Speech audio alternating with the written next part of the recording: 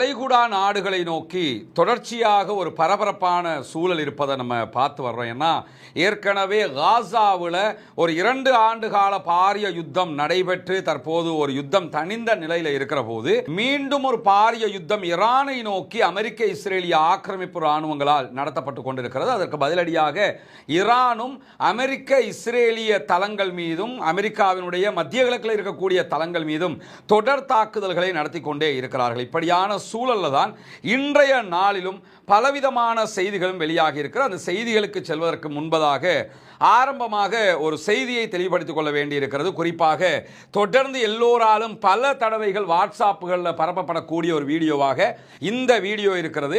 Al Jazeera வெளியிட்டதாக காட்சிப்படுத்தப்படக்கூடிய ஒரு video. இந்த வீடியோவில் திடீர்னு உள்ள பெஞ்சமின் நெதன்யாகு உள்ளிட்ட சில பேர் பேசிக்கிட்டு இருக்கிற மாதிரியும் ஒரு மிசைல் அட்டாக்ல அத்தனை பேருமே கொல்லப்படுற மாதிரியான ஒரு காட்சி பதிவு செய்யப்பட்டிருக்கும். அதை எப்படி போட்டிருப்பாங்கன்னா, அல் ஜசீரா தன்னுடைய எக்ஸ் பக்கத்தில் வெளியிட்டிருக்கக்கூடிய ஒரு வீடியோ, சிசிடிவி காட்சியெல்லாம் வெளியிட்டிருக்கிறாங்க என்று சொல்லி போடப்பட்டிருக்கும். துல்லியமாக ஏஐயினால் தயாரிக்கப்பட்டிருக்கக்கூடிய ஒரு வீடியோ. இப்படியான ஒரு வீடியோ அல் ஜசீரா எங்கேயுமே போடல. இன்னும் சொல்ல போனா ஒரு விஷயத்தை தயவு செய்து மனதில் புரிஞ்சுக்கிறேங்க. என்ன, இந்த பெஞ்சமின் நெதன்யாகு செத்துட்டாருன்னு சொல்லி அந்தால ஃபேஸ்புக்லையும் எக்ஸ்லையும் அதுலையும் இதுலையும் ஒரு 1000 வாட்டி சாகடிச்சாச்சு. இப்ப முதல்ல அப்படி ஒருத்தன் செத்து போனான்னு சொன்னா அது உலகத்தில் அவர்களை சார்ந்த மீடியாக்களை ஆமா எங்கால் செத்து போயிட்டான் என்று சொல்லுகிற அளவுக்கு தான் நிலைமை இருக்கும். அதை விட்டு என்னன்னா எது வந்தாலும் அவன் செத்துட்டான்னு சொல்லி நம்ம எதை நோக்கி போறோம்னு தெரியாமலே அதை பத்தியே பேசிக்கிட்டு இருக்கிறோம். பெஞ்சமின் நெதன்யாகு மிகப்பெரிய கொடுமைக்காரன், உலகத்தில் நம்பர் 1 அநியாயக்காரன். அவனால தான் இவ்வளவு அப்பாவிகள் காசாவில் அழிக்கப்பட்டாங்க, இப்பொழுது ஈரானில் அழிக்கப்பட்டு கொண்டிருக்கிறாங்க. இது எல்லாத்துக்கும் அவன் தான் பின்னணிங்கிறதுல யாருக்கும் மாற்று கருத்து இல்லை. அவன் இந்த உலகத்திலும் தண்டனை பெற்று மறுமையிலும் தண்டிக்கப்பட வேண்டும் என்பதுதான் நம் அத்தனை பேருடைய ஆழ்ந்த பிரார்த்தனையும் கோரிக்கையாகவும் இருக்கக்கூடிய இந்த தருணத்தில் அவன் கொல்லப்பட்டு விட்டான் என்று எல்லா மீடியாவும் சொல்லிடும். அதை நம்மளும் எடுத்து சொல்லிடுவோம், யாரும் சொல்லிடலாம். இதை விட்டுவிட்டு என்னன்னு கேட்டால் அவர் கொல்லப்பட்டு விட்டார் அல்ஹம்துலில்லாஹ் இங்கே பாருங்க டிவி காட்சின்னெல்லாம் இந்த மாதிரி காட்சிகளை பரப்பாதீங்க. புனிதமிக்க ரமலானுடைய காலத்தில் நம்ம இருக்கிறோம். கஃபாபில் மரி கதிபன் யுஹத்திஸ பிகுல்லி மா சமிஅ என்றார்கள் ரசூலுல்லாஹ். ஒருவன் கேள்விப்பட்டதையெல்லாம் பரப்புறதை அவன் பொய்யன் என்பதற்கு போதுமான ஆதாரம். நம்மை கரெக்டான உண்மையான செய்தியை தான் கொண்டு போய் சேர்க்கணுமே தவிர மாதிரி வர்றதை எல்லாமே பரப்பிக்கிட்டு இருக்கக்கூடாது. இது போலியான செய்திங்கிறத புரிஞ்சுக்கிறங்க. எந்த செய்தியாக இருந்தாலும் வருகிற செய்தி உண்மையாக இருந்தால் மட்டும்தான் நம்ம மக்கள் மயப்படுத்த வேண்டும் என்பதை ஆரம்பமாக சொல்லிக் கொள்ளுகிற அதே நேரத்தில் வெளியாகி இருக்கக்கூடிய பல முக்கியமான செய்திகளில் முதன்மையான ஒரு செய்தி என்னன்னு கேட்டா, இலங்கை கடற்பரப்பிலே அதாவது இந்திய பெருங்கடலில் வைத்து அமெரிக்காவுடைய சப்மரின் மூலமாக தாக்குதலுக்கு உள்ளாக்கப்பட்ட ஈரானுடைய நேவி கப்பல்ல கொல்லப்பட்ட ஈரானுடைய மாலுமிகள் அத்தனை பேருடைய ஜனாசாக்களும் ஈரானுக்கு அனுப்பி வைக்கப்பட்டது. கிட்டத்தட்ட 84 பேருடைய ஜனாசாக்களை இலங்கை அரசு ஈரானுக்கு அனுப்பிட்டாங்க. அவர்களுடைய இறுதி கிரியைகள், ஜனாசா அடக்கம் செய்யப்படக்கூடிய நிகழ்வுகள் தெஹரானிலே நடைபெற்றது. லட்சக்கணக்கான மக்கள் குவிந்திருந்த ஒரு நிகழ்வாக அந்த நிகழ்வு மாறியிருந்தது. அந்த நிகழ்விலே ஈரானுடைய மிக முக்கியமான தலைவர்கள் பல பேரும் பங்கெடுத்திருந்த செய்திகள் எல்லாம் இன்றைக்கு வெளியாகி கொண்டிருக்கிறது. குறிப்பாக நேற்றைய தினம் அலி லாரிஜானி, ஈரானுடைய சுப்ரீம் செக்யூரிட்டி கவுன்சிலுடைய லீடர், அவர் கொல்லப்பட்டிருந்தார். அதே போன்று ஃபாசிஜ் படைப்பிரிவினுடைய தளபதி கொல்லப்பட்டிருந்தார். இது அல்லாம மாலுமிகள் 84 பேர் கொல்லப்பட்டிருந்தார்கள். இலங்கையில் கிட்டத்தட்ட ஒரு 32 பேர் மீட்கப்பட்டிருக்கிறார்கள். அதில் 10க்கும் மேற்பட்டவர்கள் தற்போது மருத்துவமனையிலிருந்து வெளியேறிட்டாங்க. 20 பேர் இன்னும் ஹாஸ்பிட்டலில், கராப்பிட்டியா ஹாஸ்பிட்டலில் இருக்கிறாங்க. இதை தாண்டி கிட்டத்தட்ட 20 பேர் இன்னும் காணவில்லை. அதாவது கடல்ல இருந்து அவங்களுடைய பாடியை இலங்கை கவர்மெண்ட் எடுக்கல, யாரும் எடுக்கல. அவருடைய ஜனாசா எங்க என்னதும் தெரியாம இருக்கு. 20 பேரை காணவில்லை என்றும் அறிவிக்கப்பட்டிருக்கு. இந்த சூழலில் தான் அவர்களுக்குரிய ஜனாசா அடக்கம் நிகழ்வு நடைபெற்றது. லட்சக்கணக்கான மக்கள் அதிலே பங்கெடுத்திருந்த காட்சியை பார்க்க முடியும். நமக்கு இருக்கக்கூடிய ஒரே கேள்வி என்னன்னு கேட்டா, ஒரு மாபெரும் யுத்தம் நடக்கிறது, எந்த நேரத்தில் எப்ப அட்டாக் நடக்கும் என்று தெரியாத நிலையிலையும் ஒரு இந்த மாதிரியான நிகழ்வுகளில் கூட எப்படி அந்த மக்கள் லட்சக்கணக்கில் பங்கெடுக்கிறார்கள் என்பதுதான் மிக முக்கியமானது.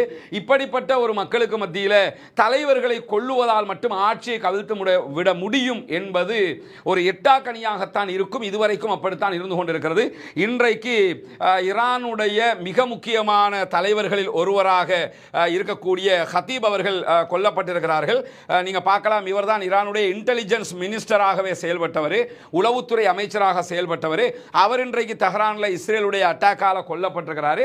இது தொடர்பாக இன்றைக்கு ஒரு தொலைக்காட்சி உரையாடல்ல ஈரானுடைய ஃபாரின் மினிஸ்டர் அப்பாஸ் அராக்சி இடத்துல கேட்கிறாங்க, பல பேரை கொண்டுகிட்டே இருக்கிறாங்க, உங்களையும் கொள்றதா சொல்லிக்கிட்டு இருக்கிறாங்களே போது நானும் கொல்லப்படலாம், எங்க தலைவர் ஆயத்துல்லா அலி காமனியே கொண்டுட்டாங்க, இதுல கூட எங்களுடைய ஈரான் கீழே விழல, அப்படி இருக்கும்போது என்ன கொன்றாலோ இது மாதிரி ஆக்களை கொன்றாலோ ஈரான் கீழே விழுந்துருமா அப்படிங்கிறாரு. அது ஒரு விதத்தில் ஏற்றுக்கொள்ளத்தக்க வாதமாக இருக்கிறது. ஏன்னா ஈராக் விழுந்த மாதிரியோ ஆப்கான் விழுந்த மாதிரியோ மற்ற நாடுகள் விழுந்த மாதிரியோ, ஈவன் நிக்கோலஸ் மதுரோவை உள்ள போய் தூக்கிட்டு போனாங்க வெனிசுவேலாவில், உடனே நாடு கீழே விழுந்துருச்சு. அந்த மாதிரி ஈரான் இதுவரைக்கும் விழல, மறுத்த அடியை கொடுத்துக்கிட்டே இருக்கிறாங்கிற செய்திகளை தொடர்ந்து பார்க்க முடிகிற நேரத்தில் இன்றைக்கு இவர் கொல்லப்பட்டும் அவர்களுடைய அந்த ஸ்ட்ரக்சர் விழாமல் இருக்கிறதுக்கான காரணம், அவர்கள் பல கட்ட தலைவர்களை உருவாக்கி வைத்திருக்கிறார்கள். நாடு முழுவதும் கிட்டத்தட்ட 40 ஆண்டுகளுக்கு மேலாக அவர்களுடைய சித்தாந்தங்கள் புரியோடி போயிருக்கிறது.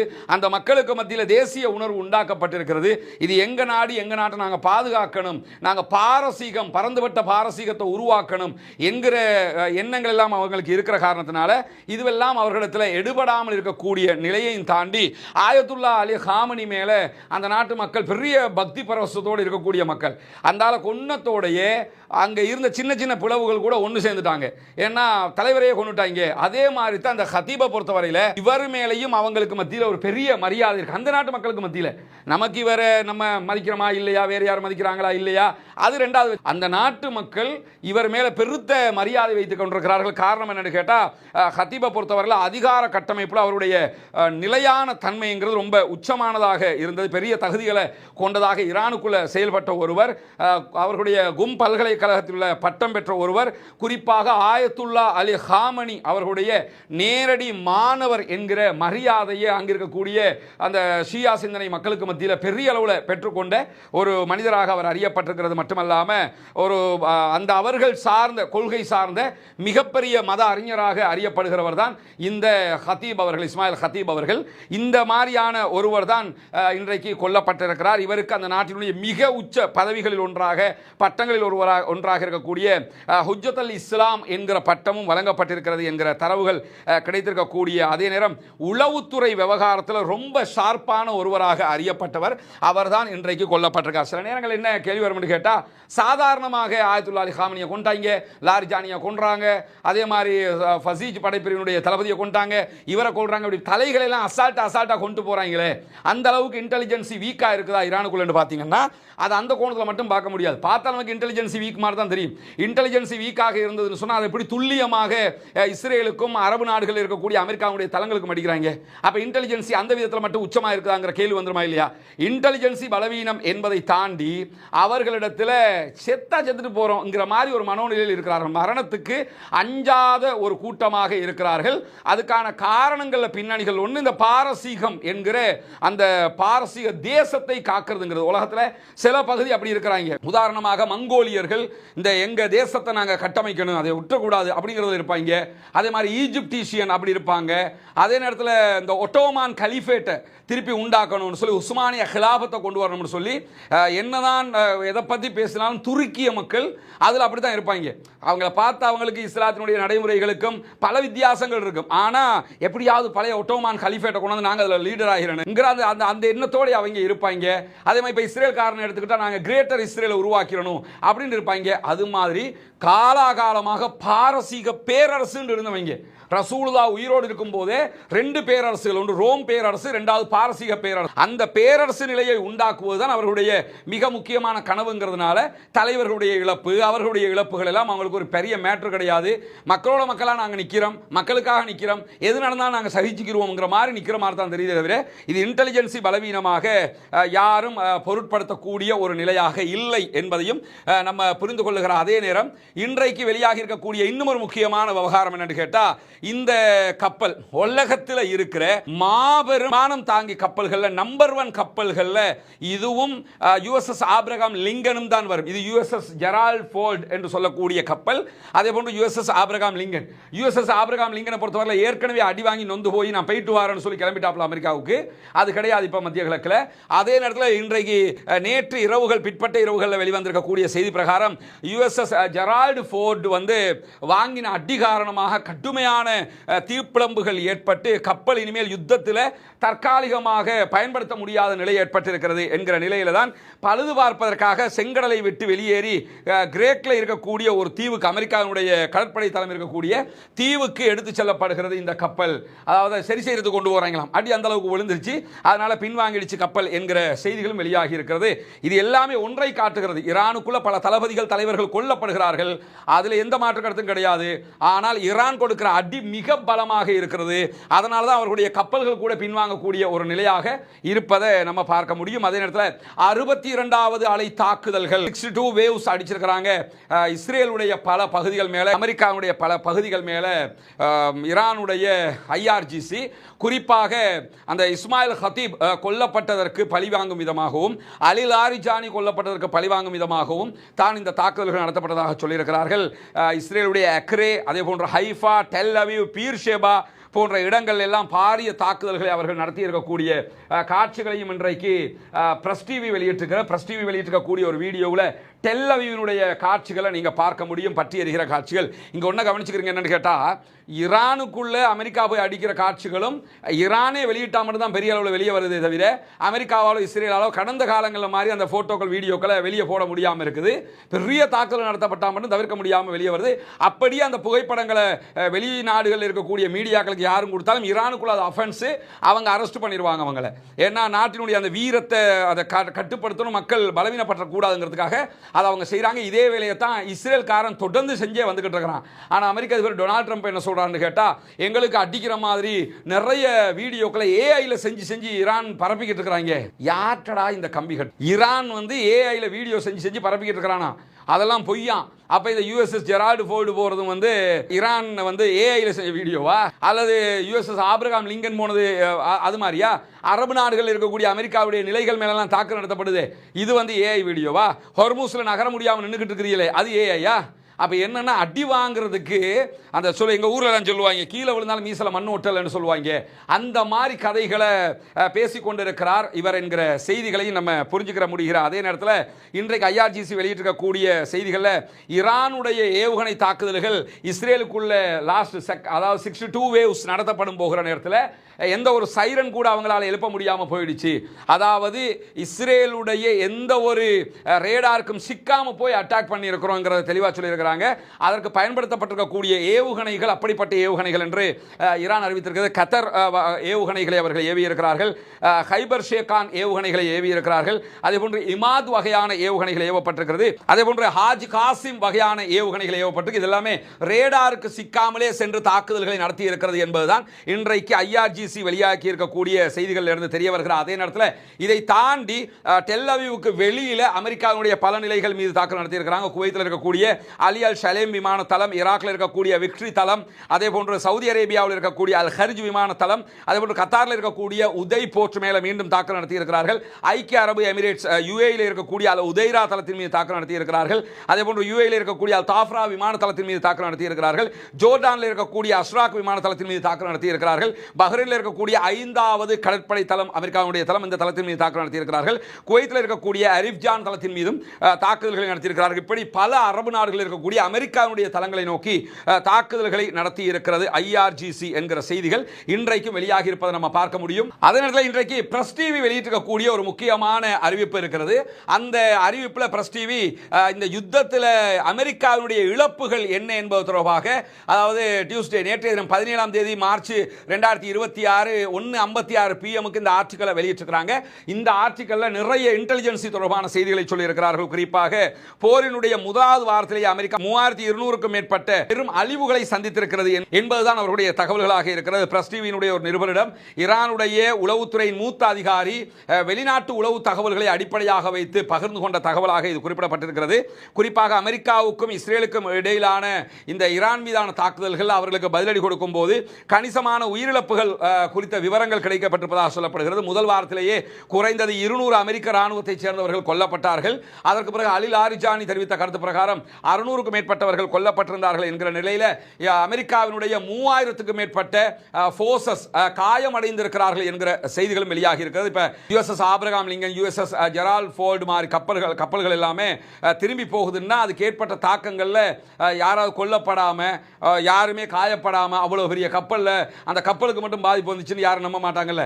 அப்ப அது அந்த விதங்கள் எல்லாம் கடுமையான இழப்புகள் அவர்களுக்கு ஏற்பட்டிருக்கிறது என்கிற தகவல்களுக்கு மத்தியில் இதை தாண்டி அமெரிக்காவினுடைய 150 ஏவுகணை ஏவுதளங்கள் அளிக்கப்பட்டிருக்கிறது, தாக்குதலுக்கு உள்ளாகி இருக்கிறது என்கிறது ஈரான்.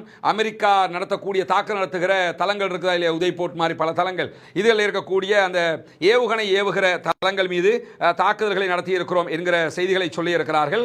அதை தாண்டி 23 பேட்ரியாட் வகையான, அதாவது வான் பாதுகாப்பு அமைப்புகளை அளித்திருப்பதாக சொல்கிறார். தேடு ஏரோ சிஸ்டம் இருக்குதா இல்லையா, அந்த வரக்கூடிய மிசைல்ஸை தடுக்கிறது, இதில் 23 பேட்ரியாட்டை நாங்கள் அளிச்சிருக்கிறோம் என்று சொல்லியிருக்கிறாங்க. கிட்டத்தட்ட மொத்தமாக 37 விமானங்களும் ஹெலிகாப்டர்களும் அளிக்கப்பட்டிருக்கு. விமானம் ஹெலிகாப்டர் ரெண்டையும் சேர்த்து 37 விமானங்களையும் ஹெலிகாப்டர்களையும் அளித்திருக்கிறோம் என்கிறது IRGC.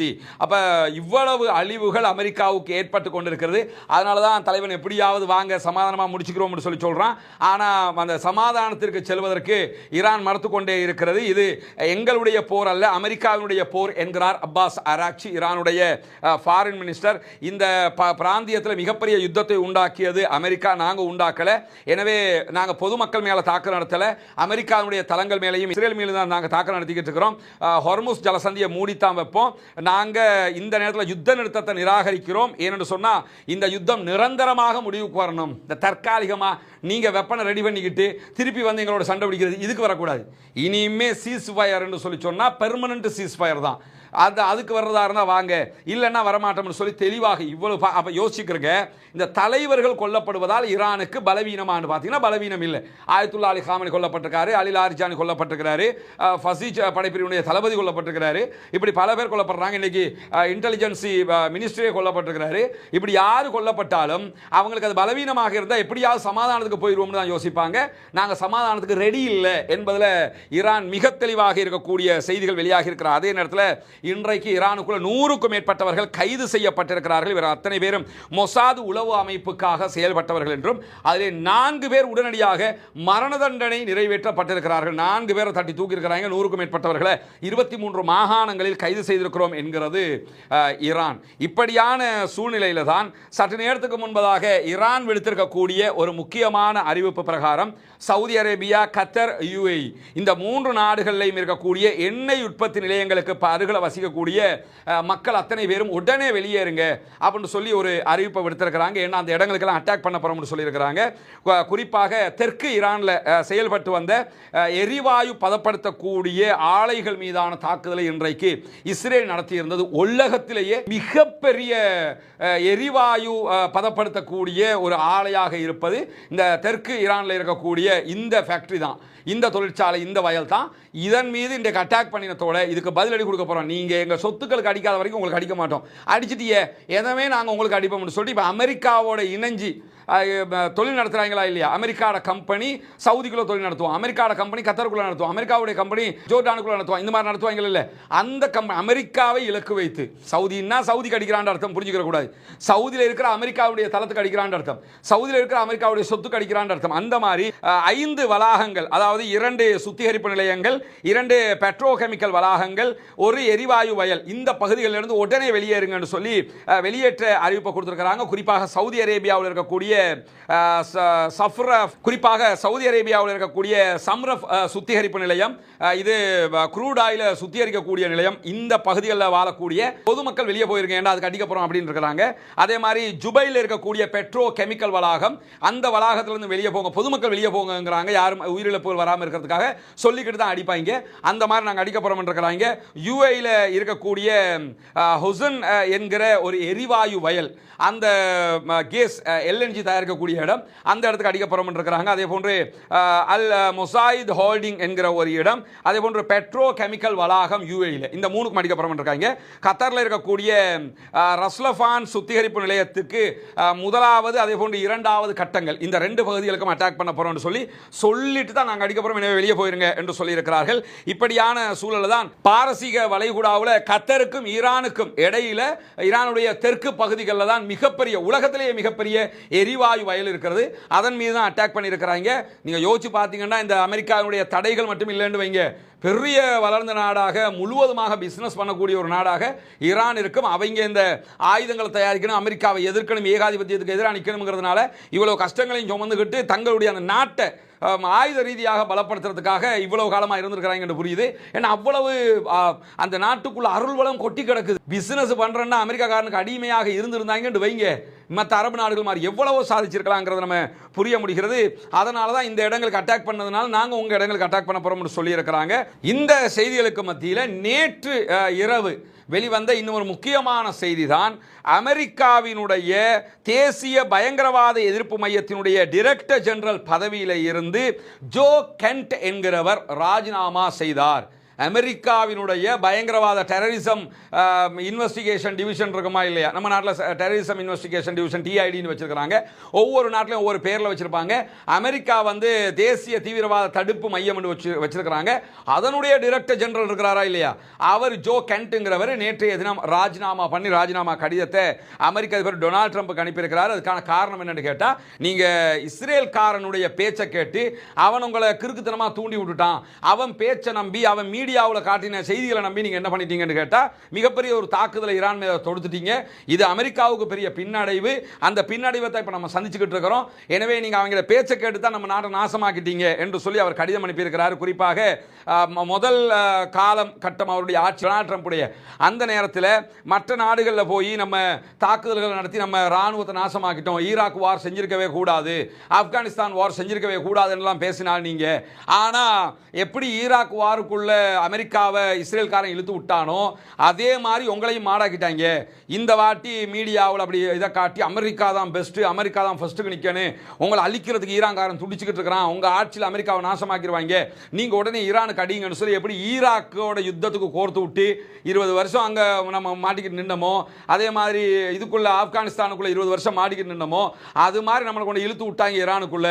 இதுக்கு முழு முதல் காரணம் உங்களுடைய புத்தி இல்லாத தன்மைகள். நீங்க வந்து இஸ்ரேல்காரனுடைய கவுத்துக்கு மாட்டிக்கிட்டீங்க, அவனுங்களை கோர்த்து விட்டுட்டான்னு சொல்லி மிக தெளிவாக இந்த யுத்தத்தில் மிக பெரும் பின்னடைவை அமெரிக்கா சந்தித்துக் கொண்டிருக்கிறது. இந்த யுத்தத்துக்கு நீங்க போயிருக்கவே கூடாது என்று சொல்லி ஜோ கென்ட் என்கிற அமெரிக்காவுடைய தேசிய பயங்கரவாத தடுப்பு பிரிவினுடைய டைரக்டர் ஜெனரலே ராஜினாமா பண்ணிட்டு போயிருக்கிறாருன்னா எவ்வளவு மொக்கத்தனமான வேலையை பண்ணிட்டாங்கிறது இப்ப தெரியுதுல்ல. உலக நாடுகள் முழுவதும் பெட்ரோல் இல்லை, டீசல் இல்லை, எரிவாயு இல்லை, கியூல நிற்க வேண்டி இருக்குது, பொருளாதாரம் மந்தம் இல்லை, எல்லா நாடும் துடிச்சுக்கிட்டு இருக்கிறான். நேட்டோ வரமாட்டேன்ட்டான், யூரோப் வரமாட்டேன்னு சொல்லிட்டான், எந்த நாடுமே உன்னோட சேர்ந்து சண்டைக்கு வரமாட்டேன்ட்டான். இப்போ என்ன பண்ணுறான்னு கேட்டால், இன்னும் சொல்ல போனால் இந்த யுஎஸ்எஸ் ஜெரால்டு ஃபோர்ட் எல்லாம் இருக்குதுல்ல, இதையெல்லாம் இப்போ பின்னுக்கு எடுக்கிறதுக்கு இன்னும் சில காரணங்களும் இருக்குது. என்னன்னு கேட்டால், இந்த அடி வாங்கிட்டோம்ங்கிறத வச்சா கொஞ்சம் ரெப்பையாருக்கு போகிறோம்டாவது போயிடுவோம். யூஎஸ்எஸ் ஆபிரகாம் லிங்கனே எடுத்துட்டாங்க. இப்படி ஒரு கட்டம் வரக்கல, நாங்கள் ஜெயிச்சிட்டோம், காமனியை கொண்டோம், அவரை இவரெல்லாம் கொண்டுட்டோம், நாங்கள் போயிட்டு வரோம், நாங்கள் தான் வெத்தின்னு சொல்லிட்டு சும்மாவே இருந்தாலும் எனக்கு தாங்க நோபல் பரிசை தாங்கன்னு கேட்டுக்கிட்டு இருந்த ஒரு பைத்தியம் இப்பயும் என்ன பண்ணுவாருன்னு கேட்டால், நான் ஜெயிச்சிட்டேன்னு சொல்லிட்டு போயிடுவதற்கு வாய்ப்பு இருக்கிறது. இதுவரைக்கும் உள்ள நிலை இப்படித்தான் இருக்கிறது. ஈரான் தலைவர்களை இழந்தாலும் தன்னுடைய பலத்தை இழக்காமல் இருக்கிறது என்பதை நாம் புரிந்து கொள்ள வேண்டும். பொறுத்திருந்து பார்ப்போம் என்னவெல்லாம் நடக்கிறது.